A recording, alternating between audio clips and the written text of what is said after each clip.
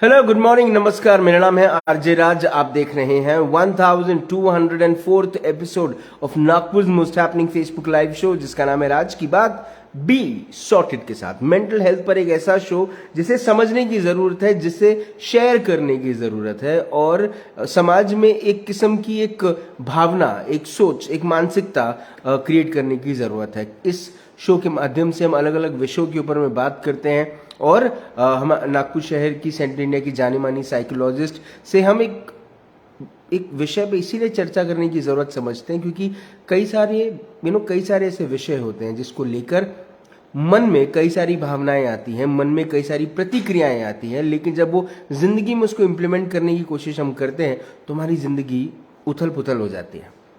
क्यों ना हम ऐसे विषयों के ऊपर में बात करें, उसका ज्ञान लें, संज्ञान लें और उसके बाद उसे अपनी जिंदगी में कहीं ना कहीं इम्प्लीमेंट करने की कोशिश करें।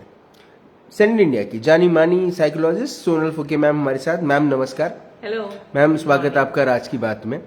सास, बहू और साजिश, इसको लेकर हमने पिछले हफ्ते एक विषय किया था जो सास सेंट्रिक था, मदर इन लॉ सेंट्रिक था।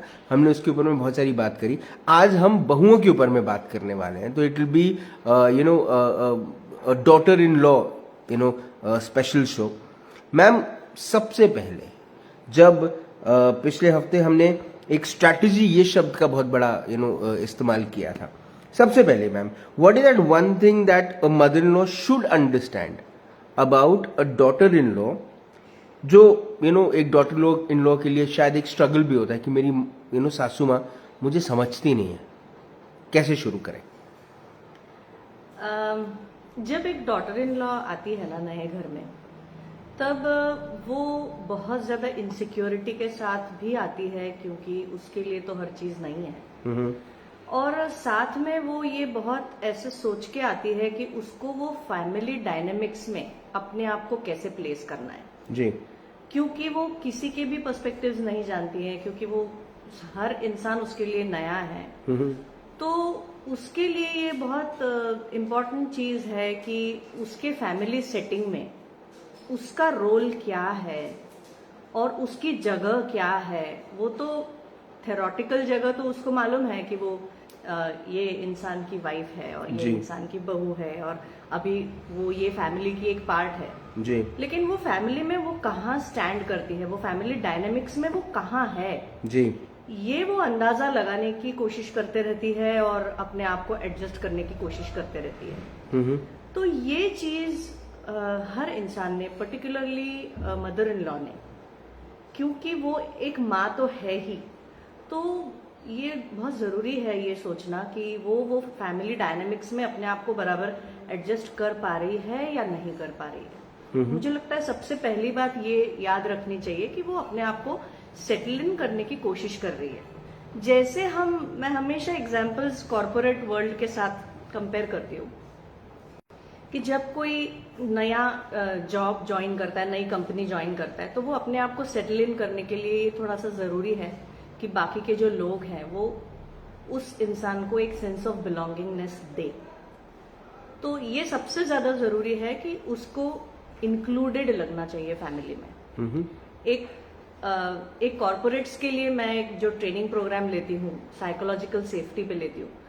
मुझे लगता है कि ये साइकोलॉजिकल सेफ्टी का जो कंसेप्ट है, इसका ट्रेनिंग प्रोग्राम सारे फैमिली रिलेशंस के लिए होना चाहिए, ऑफिशियल प्रोग्राम होना चाहिए। और वो साइकोलॉजिकल सेफ्टी का प्रोग्राम ये बताता है कि कोई भी इंसान, मतलब घर में जितने भी लोग होते हैं, so they should be able to provide a psychologically safe environment for every family member. अब जब हम बोलते हैं साइकोलॉजिकल सेफ्टी, तो साइकोलॉजिकल सेफ्टी क्या है? तो अभी तक जैसे सेफ्टी के बारे में जब हम बात करते हैं तो सिर्फ हम फिजिकल सेफ्टी के बारे में बात करते हैं जी। मतलब सेफ होना चाहिए, कहीं शार्प एजेस हैं क्या, कहीं कुछ ग्लास टूटा हुआ है कहीं, तो फिजिकल सेफ्टी के बारे में हम बात करते रहते हैं। और ये हमको मालूम होता है कि फिजिकली सेफ तो रहना चाहिए। इतना एर्गोनॉमिक डिजाइन अभी आए हैं, फर्नीचर के डिजाइन, रूम के डिजाइन, इंटीरियर के डिजाइन, कि they are all physically safe. But हम ये इस बारे में कम ही सोचते हैं और अभी वो बहुत मोमेंटम गेन कर रहा है कि हम साइकोलॉजिकल सेफ्टी के बारे में सोचते हैं क्या। लोगों के, और जो नई बहू जो घर में आई है तो उसकी साइकोलॉजिकल सेफ्टी रहना और बाकी लोगों ने वो साइकोलॉजिकल सेफ्टी देना जी। ये बहुत जरूरी है। तो वो कैसे देते हैं साइकोलॉजिकल सेफ्टी? तो सबसे उसमें 4 स्टेजेस होते हैं। सो एक नई बहू जब आती है तो सबसे पहले ये होना चाहिए कि उसको इंक्लूडेड लगे, इंक्लूजन सेफ्टी जी। मतलब आप सब लोग एक दूसरे के साथ रिलेटेड हैं जी। और अभी ये एक नई बंदी घर में आई है जी। तो उसको उनमें एक अपना मैं उनका एक हिस्सा हूँ ये फीलिंग उसको आ रहा है कि नहीं आ रहा है। तो ये है इंक्लूजन सेफ्टी। जी। दूसरा जो है वो है लर्नर सेफ्टी। अब लर्नर सेफ्टी क्या है कि वो जो नई बहू है जाहिर है उसको बहुत सारी चीजें नहीं आएंगी क्योंकि वो आपके बेटे के ही तो उम्र की है। तो बहुत सारी चीजें उसको नहीं आएंगी, आती भी होंगी तो भी जो उसके अपने मायके के घर से जो भी वो सीख के आई है वो एक अलग तरीके से सीख के आई है। तो she should feel very safe to say कि ये मुझे नहीं आता, ये आप मुझे सिखाइए, या फिर मुझे ये सीखना है। तो ये जो लर्नर सेफ्टी है, जैसे अगर वो कुछ बनाने की कोशिश कर रही है, उसने कुछ बनाया और अगर उसको ये कमेंट मिला कि अच्छा बाहर तो बहुत काम करती है मगर घर में तो ये भी नहीं आता जी। तो वो उसमें लर्नर सेफ्टी उसकी हार्म हो जाती है। तो learner safety is very important. Ma'am जैसे मैम सास भी कभी बहू थी, ये सीरियल तो लाखों लोगों ने देखा है, लेकिन जब इम्प्लीमेंटेशन की बात आती है तो वो सास भूल जाती है कि वो भी खुद एक समय पे बहू थी। अब मैम पहले की सास और अभी की सास में ये बहुओं को समझना जरूरी है, इसलिए ये सवाल उनके तरफ से मैं पूछ रहा हूँ कि मैम पहले की सास और अभी की सास में मैम फर्क क्या है, बदलाव क्या आया है? मुझे ऐसे लगता है कि जो अभी बदलाव आया है वो थोड़ा पॉजिटिव बदलाव आया है। क्योंकि जो एक्सपोजर जो पहले के मदर इन लॉ को हुआ करते थे तो वो ये हुआ करते थे कि वो ज्यादातर अधिकतर पर्टिकुलरली इंडियन कॉन्टेक्स्ट में वो घर के अंदर ही रहती थी जी। और जो वो भूल जाती है, ये जो बोला ना तुमने कि वो अपना भूल जाती है, कभी कभी मुझे ऐसे लगता है कि वो एक्चुअली भूलती नहीं है, वो उसको कैरी ऑन करती है कि मुझे ऐसा ट्रीटमेंट मिला था तो अब मतलब कि सास का यही रोल है कि अब मुझे ऐसे ही ट्रीटमेंट देना चाहिए। तो कहीं तो वो एक दिमाग में ऐसा हो सकता है कि हमने तो ऐसा किया हमारे जमाने में, अब तुमको ऐसा तुमको भी ऐसा करना पड़ेगा जी। लेकिन ये जो एक्सपोजर की वजह से और बाहर जाकर चीजें करने की वजह से जो अभी की मदर इन लॉज काफी कर रही हैं, जल्दी रिटायर भी नहीं होती हैं वो, उनको एक्सपोजर भी काफी ज्यादा है जी। तो मुझे लगता है कि ये जो एस्पेक्ट है वो एस्पेक्ट थोड़ा सा कम हो गया है। तो मैम वो बदले की भावना होती है क्या सास में कि मेरे सास ने मेरे साथ ऐसा किया तो मैं भी अपनी बहू को बताती हूँ, दिखाती हूँ? उसमें मुझे ऐसे नहीं लगता है कि उनकी कोई बदले की भावना होती है एक्चुअली। मतलब कुछ केसेस में हो सकता है बट मेजोरिटी केसेस में मुझे ऐसा लगता है कि that is the trend, that is what she should expect कि मुझे ऐसा ट्रीटमेंट मिला तो अब मुझे वैसे ही करना पड़ेगा। ये एक माइंडसेट पहले से बना हो सकता है लेकिन थिंग्स हैव चेंज्ड, अभी वैसा कम दिखता है।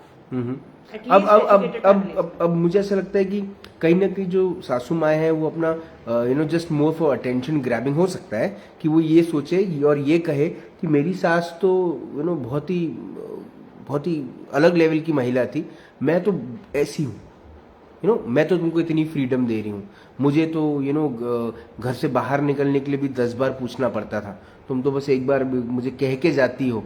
कई बार तो मैम सासू माओं को इस बात पे बुरा लग जाता है कि बहू घर से बाहर निकली तो उसने बताया तक नहीं कि वो कहाँ जा रही है।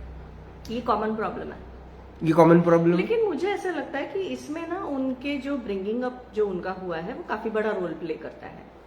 Maybe she is not habituated to informing at home. ऐसा हो सकता है कि उनको ये जरूरी नहीं लगता, उनको ये लगता है कि अगर मैंने नहीं बताया तो क्या फर्क पड़ेगा जी। ये हो सकता है जी। दूसरा ये हो सकता है कि उसको ये लग सकता है कि अगर मैंने ये बताया कि मैं यहाँ या पर्टिकुलर जगह जा रही हूँ तो वो और 2 सवाल आगे पूछेंगी जी कि फिर तुमको ये अभी क्यों जाना है, या फिर तुम वहां जा रही हो तो फिर वहां से तुम ये भी काम करते हुए आओगी क्या, या फिर तो ये जो सामने के जो इंटरेक्शंस हैं probably that she doesn't want. So she doesn't want to be questioned. और ये जो फ्रीडम देने वाली बात है जी, तो एक ह्यूमन बीइंग ने दूसरे ह्यूमन बीइंग को 100% फ्रीडम देना ही चाहिए। पर मैम सास और बहू में ये ह्यूमैनिटी वाला जो एक क्लॉज है वो आता है क्या? बिल्कुल do they treat each other as humans? They have to, if they want a peaceful relationship जी, all they should think about each other is that they are human beings and every human being has their normal natural needs and requirements। ये मतलब ऐसे relation के lens के through मुझे ऐसे लगता है कि देखना ही नहीं चाहिए, but ma'am what kind human of, beings के लेंस के थ्रू ही देखना चाहिए, ऐसा मुझे लगता है। बट मैम जब स्ट्रैटेजी की बात आती है तो मदर इन लॉ ने ऐसी कौन सी स्ट्रैटेजीज अप्लाई करनी चाहिए जिससे उनका जो उनकी डॉटर इन लॉ है उनके साथ जो रिलेशनशिप है वो और बेटर हो सकता है? स्ट्रैटेजी तो है, स्ट्रैटेजी होनी चाहिए। तो जैसे मैं बता रही थी कि साइकोलॉजिकल सेफ्टी ऑफर करनी चाहिए, because she is at a more stable position in the house. She knows everybody. She knows, everything that goes on in the house and everybody's requirements and everything. So she is in a better position to understand the daughter-in-law. तो जो मैंने psychological safety के दो aspects के बारे में बताया कि एक तो उसको इंक्लूजन सेफ्टी देनी चाहिए कि the girl should feel included in the family. इसमें एक चीज वो कैसे करेंगे वो एक बात है कि इंक्लूजन सेफ्टी ठीक है, मतलब मुझे लगता है कि ये मेरे फैमिली का ही मेंबर है, फुल्ली इंक्लूडेड जी, बट बात वहां नहीं खत्म होती है। जब वो लड़की से इंटरैक्ट कर रही है या फिर जब वो अपने बेटे से इंटरैक्ट कर रही है अपने बहू के बारे में, तो एक मदर इन लॉ को अगर पीसफुल लाइफ चाहिए so she should always treat those two people as one unit. मतलब बेटे को अलग से बात करना और बहू के बारे में बात करना और बहू से अलग से बात करना, उनको एक यूनिट करके अगर मदर इन लॉ अप्रोच करती है, और ये उसके लिए फिर ये जरूरी नहीं है कि मतलब ये मैं बेटे के थ्रू कन्वे करूंगी या फिर ये मुझे मेरे बेटे को बताना है। कोई खुशी अगर मुझे हुई है तो ये पहले मुझे बेटे को बताना है, बहू को नहीं बताना है क्योंकि वो उतने पास की नहीं है। मुझे लगता है सबसे पहला जो एडजस्टमेंट जो है वो ये करना चाहिए कि उनको एक यूनिट की तरह ट्रीट करना चाहिए दोनों को, क्योंकि वो यूनिट है। मैम जैसे एक लड़की जब शादी करके अपने ससुराल आती है तो मैम वो एक घर छोड़ कर आती है, एक घर के कल्चर को, ट्रेडिशन को, एथिक्स को, वैल्यूज को छोड़कर एक नए घर में आती है। बट मैम ये जो चीजें हैं, एथिक्स, वैल्यूज, ट्रेडिशंस, वो तो मैम चेंज तो नहीं होते, क्योंकि ऐसा तो नहीं कि लड़की एक इंडियन होकर एक अफ्रीकन से शादी कर रही है और अफ्रीका में जाके नए ट्रेडिशंस और नए वैल्यूज उसको सीखने पड़ेंगे। सोसाइटी तो सेम है ना मैम? नहीं, वो होते हैं अलग अलग। मतलब वैल्यू सिस्टम बेसिकली वैल्यूज अलग नहीं होते हैं, लेकिन उसको जितना इम्पोर्टेंस दिया जाता है वो वैल्यू को, वो कम या ज्यादा हो सकता है। जैसे मेरे अगर फैमिली में ये कल्चर है कि फूड का एक पार्टिकल भी वेस्ट नहीं होना चाहिए, ये वैल्यू है। ये मेरे घर की ऐसी वैल्यू है कि मेरे घर का जरा सा भी फूड वेस्ट नहीं होना चाहिए, ये जो बनाया है वो पहले खत्म होना चाहिए, ये मेरी वैल्यू है। लेकिन अगर मैं नए घर में जाती हूँ वहां पे मुझे दिख रहा है कि कोई फ्रिज ज्यादा काम कर रहा है, फ्रिज ज्यादा काम कर रहा है, ट्रैश कैन ज्यादा काम कर रहा है, वो बाकी लोगों को खाना देना ज्यादा हो रहा है जी, तो वो वैल्यू सिस्टम बिल्कुल है ही नहीं। ऐसा नहीं है, वैल्यू सिस्टम है कि फूड वेस्ट नहीं होना, इन प्लेस नहीं है, लेकिन वो जो उसकी इंटेंसिटी जो है वो मेरे पुराने घर में बहुत ज्यादा थी। तो अभी अगर मैं उस बात को लेके बहुत परेशान अगर मैं रहती हूँ तो फिर मुझे बहुत तकलीफ होगी ये चीजें एडजस्ट करने में। पर मैम लड़की जो है वो तो एक कहीं ना कहीं एक अपनी मर्यादा खुद बांधती है। जब वो एक अपने माता पिता के घर में रहती है तब भी उसकी एक मर्यादा तो रहती है ना, कि घर घर के बाहर ज्यादा जाना या फिर घर के कल्चर और ट्रेडिशन को मेंटेन करना। तो जब वो विवाह करके अपने ससुराल में आती है और अगर जब वो बाहर जाना ज्यादा करती है तो क्या मदर इन लॉ को इन चीजों के ऊपर में एक जो नजर रखती है मदर इन लॉ, जो कमर कसने की कोशिश करती हैं, बहू को कसने की कोशिश करती हैं, ये कहकर ट्रेडिशन की आड़ में, क्या ये सही है? नहीं, ट्रेडिशन की आड़ में इंस्ट्रक्शंस देना मेरे हिसाब से सही नहीं है। क्योंकि हर एक का एक अपना पर्सनल कल्चर होता है। और ट्रेडिशंस, मुझे ऐसे लगता है कि जब कोई भी दो इंसान एक दूसरे को सुधारने की कोशिश करते हैं rather than 100% accepting the other person, जी, अगर आप किसी को सुधारने की कोशिश कर रहे हैं, हो सकता है कि आपकी वैल्यू सही है, लेकिन आपको थोड़ा बिग पिक्चर के बारे में भी आपको शायद सोचना चाहिए कि इन द लॉन्ग रन क्या ज्यादा जरूरी है। अगर ऐसा करने की वजह से, ऐसा बोलने की वजह से या ऐसे एक्सपेक्टेशन की वजह से अगर रिलेशंस अगर स्ट्रेन होते हैं तो मुझे लगता है वो बहुत बड़ा नुकसान है। मुझे लगता है अगर हर कोई अपने रिलेशंस हर चीज के ऊपर अगर रखे, इवन ट्रेडिशंस के ऊपर अगर रखे अपने रिलेशंस, क्योंकि ट्रेडिशंस तो चेंज होते रहते हैं। ऐसे नहीं लगता आपको कि ट्रेडिशंस चेंज होते हैं? मतलब हर जनरेशन टू जनरेशन जो ट्रेडिशंस होते हैं जी, वो एग्जैक्ट कैसे फॉलो हो सकते हैं? क्योंकि इतना एनवायरनमेंट चेंज होता है, इतना कॉन्टेक्स्ट चेंज होता है। आज मेरी फैमिली के आधे मेंबर्स अगर यूएस में जाके सेटल हुए हैं, अगर वहां से वो वापस आ रहे हैं जी, तो उनका जो भी उनको एक्सपोजर जो मिला है और उसकी वजह से जो भी नई चीजें उन्होंने सीखी हैं जी, वो बिल्कुल मेरे फैमिली के लिए तो नई है ना, जो 2 जनरेशन पहले नहीं हुआ था जी। तो ट्रेडिशंस तो चेंज होते रहते हैं, तो ये चेंजिंग ट्रेडिशंस का ख्याल रखना बहुत जरूरी है और उसके हिसाब से अडेप्ट करना बहुत जरूरी है। मैम, हस्बैंड वाइफ के बीच में वाद विवाद चलता है, वो आपस में मिल भी लेते हैं, उनका कहीं ना कहीं कॉम्प्रोमाइज भी हो जाता है, मान जाते हैं एक दूसरे के साथ, एक तरफ कंसर्न है, प्यार है, मोहब्बत है, उनके बीच में एक अलग रिश्ता रहता है। लेकिन मैम, ये जब दोनों के बीच में जब वाद विवाद होता है और जब इसमें मदर इन लॉ बेटे की तरफ से या बेटी की तरफ से, मैम दोनों तरफ से मदर इन लॉ का जब स्टैंड आता है और जब वो दोनों के बीच में मैम ये एक मांडवारी बादशाह ये रोल प्ले करने की कोशिश करती है, तो मैम या फिर अपना एक थॉट पर्सपेक्टिव कोट देने की कोशिश करती है दोनों को अलग अलग, मैम इसका क्या असर होता है? या फिर ऐसी सिचुएशन में मदर इन लॉ ने क्या करना चाहिए? जो कपल है जी, उनके बीच में किसी ने नहीं पड़ना चाहिए। बस यही बात है कि वो अपना सॉर्ट आउट करेंगे और उनको अपना सॉर्ट आउट करना चाहिए और उसमें किसी को भी अपनी राय नहीं देनी चाहिए। मतलब हो सकता है कि आपका व्यू सही हो सकता है कि आपका व्यू सही हो जी, लेकिन यहाँ पर हमेशा बिगर पिक्चर देखना चाहिए कि किसी एक की साइड लेना, अगर कंटिन्यूअसली अगर बेटे की साइड अगर ले रहे हो सकता है कि उसका सही हो, लेकिन वो उन दोनों को फिगर आउट करने देना चाहिए जी। उसके बीच में बोलना वो फ्रूटफुल नहीं है, वो प्रोडक्टिव नहीं है। आपको बिल्कुल फ्रीडम है बोलने का, आप तो मतलब आपका घर है, आपको जो बोलना है आप बोल सकते हो, लेकिन बात ये है कि आप जो भी करते हो उसका कुछ असर होता है, क्योंकि आप बहुत इंपॉर्टेंट पर्सन हो घर में जी, तो आप जो भी करेंगे उसका एक इम्पैक्ट होगा। तो मैम शी कैन अवॉइड, बहू और बेटा लड़ रहे हैं, अवॉइड कैसे करें? कुछ बिल्कुल कर सकते हैं अवॉइड, क्यों नहीं कर सकते अवॉइड? आप अपने आप को इस सिचुएशन से बाहर कर दो, निकाल दो उस सिचुएशन से बाहर और उनको अपना हैंडल करने दो। They are adults, they are adults, absolutely. That's what I'm saying, that we should treat everybody should treat everybody like an adult who already has a completely developed mindset, and everybody should try to adjust to everybody's mindset.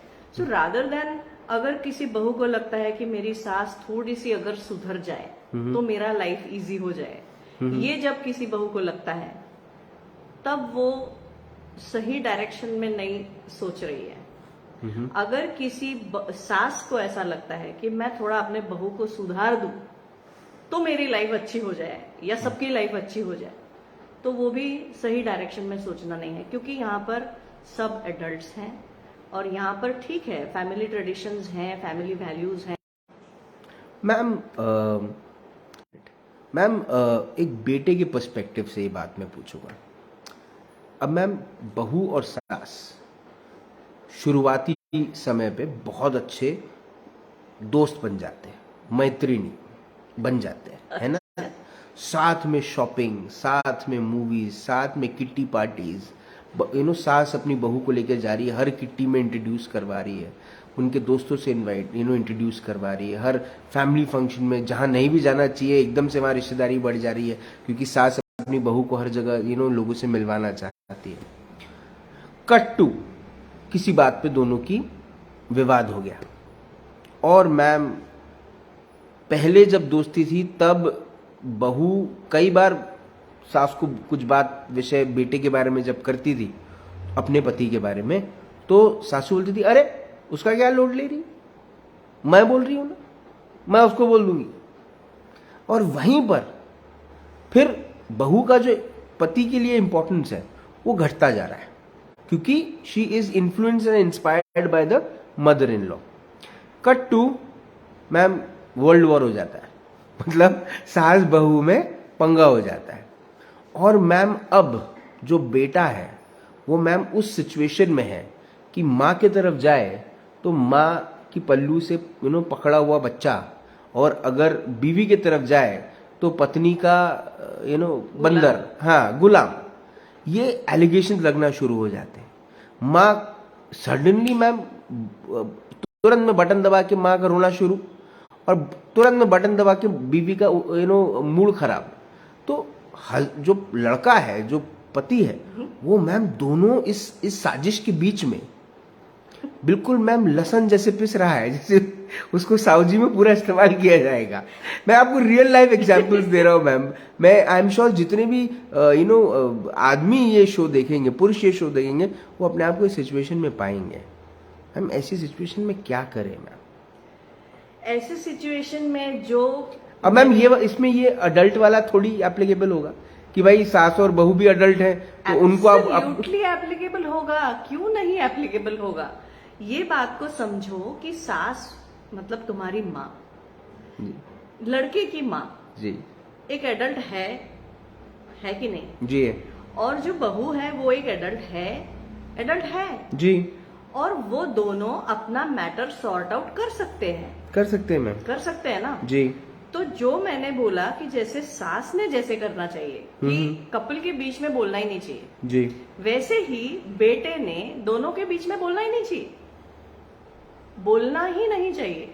अपने आप को इस situation से अलग कर देना चाहिए कि तुम जानो, तुम दोनों जानो, तुमको जो करना है वो करो, जब तुम्हारा सेटल हो जाएगा तब मेरे से बात करो, इस बारे में मेरे से बात मत करो। तो मैम एक उम्र निकल जाएगी, ये तो सेटल होगा ही नहीं, बेचारे पति से तो कोई बात नहीं करेगा। तो फिर वो सावजी में जो लहसुन पीसता जा रहा है उसमें भी तो उम्र चली जाएगी ना। बट मैम कितनी मैम घर का एनवायरनमेंट कैसे हो जाता है? इसीलिए घर का एनवायरनमेंट ठीक रखने के लिए हर एक को थोड़ा सा लॉन्ग टर्म सोचना चाहिए। और सबसे पहली बात, बेटे को भी क्या लगता है कि काश मैं अपने माँ को थोड़ा सा सुधार दूं, उसे थोड़ा समझदार बना दूं जी। दूसरा उसको लगता है काश मैं अपने बीवी को थोड़ा सा समझा दूं, उसमें थोड़ी सी समझदारी आ जाए जी। मतलब वो क्या कर रहा है कि वो उन दोनों को थोड़ा थोड़ा चेंज करने की कोशिश कर रहा है जी। और जहां आप दूसरे को चेंज करने की कोशिश कर रहे हैं वहां आप सही डायरेक्शन में नहीं जा रहे हैं, क्योंकि आप किसी को चेंज नहीं कर सकते।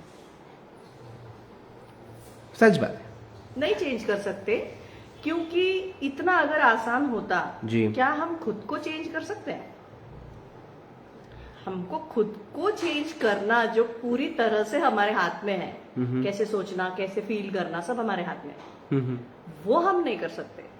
आज हम एक सोचते हैं, कल दूसरा सोचते हैं, परसों तीसरा सोचते हैं। तो हम किसी और को चेंज करना मतलब you are actually trying to work something which is not in your control जी। तो जब आप वो कर रहे हैं कि आप किसी को चेंज करने की कोशिश कर रहे हैं, सारे रिलेशनशिप्स के जो डायनामिक्स है वो इस पे आते हैं कि सामने वाला थोड़ा सा चेंज हो जाए तो सिचुएशन इंप्रूव हो जाए। बट जहां ये थॉट आया कि दूसरे को मुझे चेंज करना है, वहां पर वो काम नहीं करता।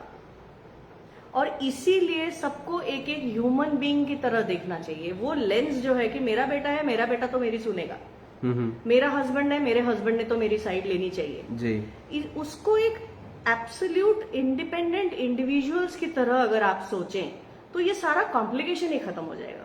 अच्छा मैम, ये जब सब चलता रहता है, सास बहू और साजिश है ना, और पति एक ये सब चीजें देखता रहता है as a spectator and a helpless person, जब ये सब चीजें देखता रहता है, जब चीजें होती रहती हैं। मैम एक कैरेक्टर है इस पूरी की पूरी कहानी में जो मैम होकर भी नहीं रहता है, ma'am father in law. Ma'am वो कहाँ है, उन्होंने क्या करना चाहिए? फादर इन लॉ, मुझे लगता है कि थोड़ी इनसिक्योरिटीज फादर इन लॉज को कम होती है। देखिए सिंपल बात है, जिसकी इनसिक्योरिटी स्टेक पे है, ज्यादा है, जिसको इनसिक्योरिटी ज्यादा है, वो कोई भी इनसिक्योरिटी हो सकती है। वो बेटे की इनसिक्योरिटी ये हो सकती है कि मेरी माँ बहुत बुरा मान जाएगी, या फिर बहू की ये इनसिक्योरिटी हो सकती है कि मैं तो, मेरा पहला घर तो मैंने छोड़ दिया है और यहाँ पर तो मैं फैमिली डायनामिक्स में पता नहीं एडजस्ट कर पाऊंगी कि नहीं, सेंस ऑफ बिलोंगिंगनेस मुझे होगा कि नहीं, उसकी इनसिक्योरिटी है जी। सास की ये इनसिक्योरिटी है कि मेरा बेटा मेरी सुनेगा या नहीं सुनेगा, या बीवी के कंट्रोल में आ जाएगा, या फिर जो भी चीजें हैं।